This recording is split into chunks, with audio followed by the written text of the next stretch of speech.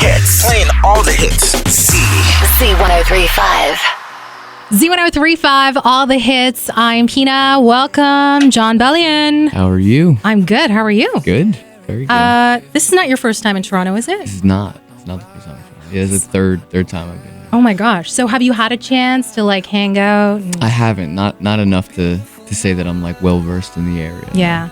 Well, you picked a good day to come because our Raptors, the Toronto Raptors, our basketball team, home opener tonight. Very dope. Yeah. Very, very cool. I love basketball. Maybe if you tweet Drake, he could get you some seats. Yeah. Hopefully. All right. Well, I'm just going to come out and say it. I think you are amazingly talented. Oh, thank you. Like a creative force because you really do it all. Thank you. I appreciate sing, that. Yeah. You rap, you write, you produce. Yeah.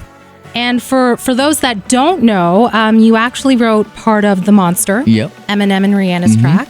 So how does something like that happen? You write a good song, and Eminem and Rihanna like it, and they end up using it, and it ends there. That's got to be like the greatest feeling. Yeah, like Eminem likes my song. Exactly. Yeah, it was a cool step in the right direction. I think a lot of artists might see that as like, this is it, I've made it. But it was just, for me, it was a nice step foot forward. It was a blessing to be able to take, the earnings from that and then put it toward my artistry, which now, is working well. So it's all good. It's all blessings. Do you ever feel like it's kind of hard to give a song up, to give it to someone else? I think the idea when I'm writing for other people is to write the biggest, worldwide, quote unquote, it's a corny term, but like smash hit you can make. But for myself, I don't really focus necessarily on making a huge record. That's like my baby. My artistry is everything to me. So the publishing, it's like two different sides of my brain, I guess. Yeah. Okay. So while you were doing stuff for other people, you were also working on your own music. Was it 3 mixtapes you had? Yeah, 3 free mixtapes. And free? Yeah, free. So why free? I think we're at a time where you can't force people to buy your music or like your music. I don't think there's anybody in the music industry, period, that can change your life tomorrow, no matter who it is. So I wanted to move into a label situation where I had a fan base and I had power at the label so I could sit down and decide my own singles. They can't control me, they can't shelf me because my fan base would be growing. So only way I agreed to sign with them is if they allow me to put out free music before I charged for it and to garnish a fan base. And now they're the ones galvanizing for me and helping me at radio and doing a lot of things. So it's like the Wild West. You have to come with an army, and my fans are an army. Yeah, that was a very smart move on your behalf. Thank you. Yeah. Thank you very much. Because you got the fan base and you just released your debut album, Yes. The Human Condition. Yes. So I want to talk about the artwork because it is so you don't see artwork like that nowadays. Totally. It's so elaborate. Yeah. So why?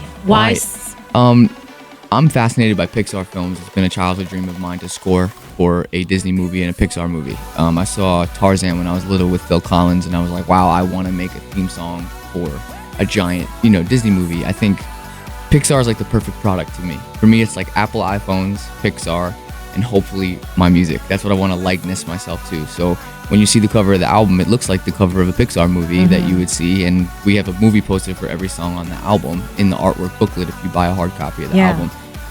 So I used my debut album as a pseudo business plan to get to Pixar. So if All Time Low works, or a guy like John Lasseter or somebody hears this interview with me and you right now, he'll go and check the album. He'll see what kind of work I put into it. And then when it works on a massive scale in different countries and it climbs up the charts, that's proof as a business plan to say, hey, my music works on a grand scale. You guys should sign me to write for one of your movies and to produce for them.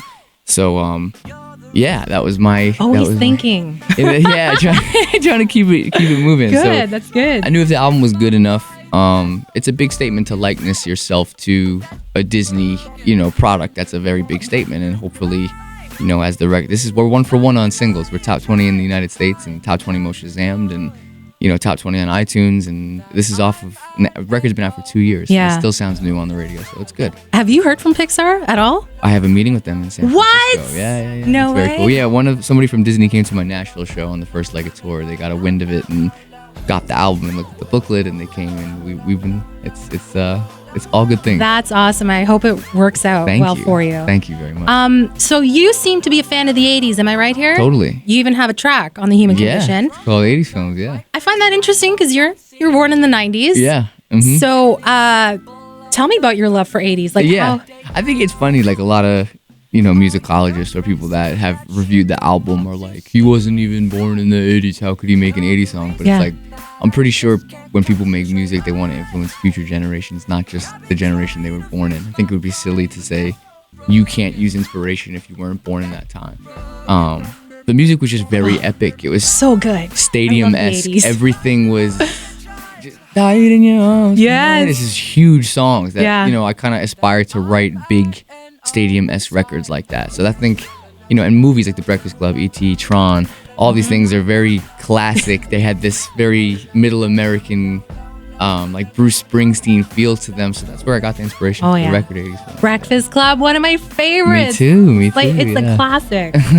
And what I find really fascinating about you too is I was watching like several videos on YouTube. You sing, you rap, and you sound like two completely different people. Like you sound one, and I mean this in like the greatest way. You sound one way when you sing, and you sound another way when you rap. Like you sound like Eminem and like I don't know, like Ed Sheeran. As examples just coming to the top of my head. But I mean that in a great way. I'm from New York. I love it. Born and raised in New York. So when I go back home, it's the same thing when you're traveling. Your accent comes out when you're with the homies from, your hometown. You're going to really have a New York accent, or, that's what I listen to is 90s, like New York actual rappers who actually rapped. And that's where I get that style from. And I guess the singing, my sister really listened to like Death Cab for Cutie and Dashboard Confessional and Band of Horses and all these different artists growing up. So I think that's where the odd Ben Gibbard-esque like voicing comes from, but then the rapping part comes from me just growing up in New York and rapping all the time, even in lunchrooms and whatever. So I guess that's where the two differences come from. I love your voice. Thank you. So versatile. Oh my gosh, this is such a phenomenal interview. You make me feel great. Well, about I'm being honest here. I was telling Malin like before, I'm like, he's got such a great voice. So you are on tour now? Yes. This is your tour. Right? This is my headline tour. Yes, it is. Yeah, it is. Tomorrow night show at the Phoenix. Yep. So what can people expect? I mean, we have a rule. We try to make the show more Rage Against the Machine than anything else. So the album is very vibey and the sonics are very pretty and clean and neat. But when you come to a show, it's not like that at all. It's very mosh pit, jump off the stage, go crazy type of stuff. So they can expect that for sure. And then you're taking a little break and then you're back on tour? Yeah, we go out on a stadium run with 21 Pilots.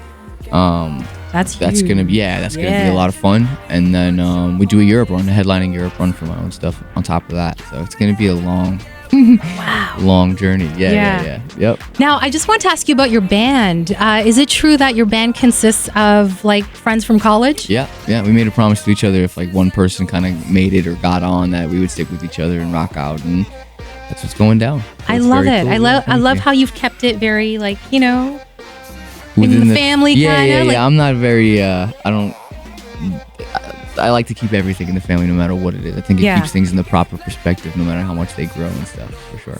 That's fantastic. Thank you. Well, thanks so much for coming by today. Thank you for having me. You just got to Toronto. Yes, so yes. Thanks for making us your first visit. No, thank you for having me. I'm honored. And I wish you continued success. Thank you.